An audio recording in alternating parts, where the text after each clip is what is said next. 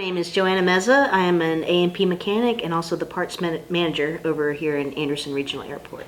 What got you involved in this? What got you interested in this kind of work? My dream was to become a pilot when I was growing up, and I visited Greenville Tech one day because I knew they had a satellite program with Embry-Riddle, and one of the recruiters actually told me about the A&P program, and I was very skeptical about it, but I ended up lucking out and just falling in love with the career and the job itself. So I'm very lucky and fortunate to have ended up in Anderson and just working with a group of great people, so I'm very happy. What got you interested in wanting to be a pilot, though? Why are you interested in airplanes? Oh, because my family, I am half Japanese and half Ecuadorian, so I have family scattered all around the world.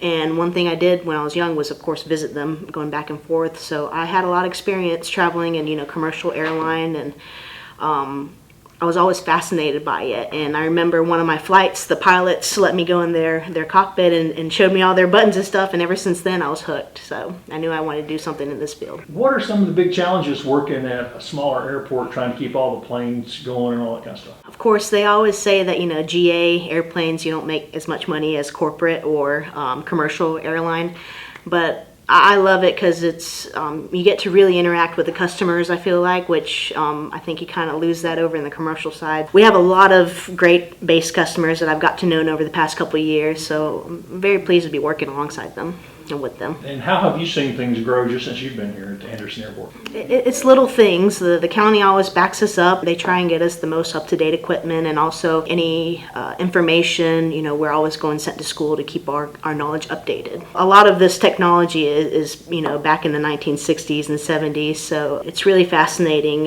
to see where aviation is going. A lot is going towards the electronic side, kind of going away from mechanical, and you still get a little bit of everything what you work in, depending on what plane you're working on. See, the new terminal is going to bring in a lot more traffic. I hope so, yes. We've already heard a lot of, chatter around Anderson County about it, so I know a lot of people are excited, and hopefully the new terminal will get more visitors to come out and just, check us out to see what we do. And like I said, it's such a fascinating career, so I know when I was a student, I just loved to come down here and just, talk to the guys and see what they do. You still want to fly? I still want to fly. It's a very expensive career unless you go through the military route. But luckily, like I said, a lot of the customers that I've met, they are very supportive and wanting to help support me, whether to trade, I can wash their plane for, an hour of flight time and that type of stuff. So it's a really close-knit community, and everybody looks out for one another here.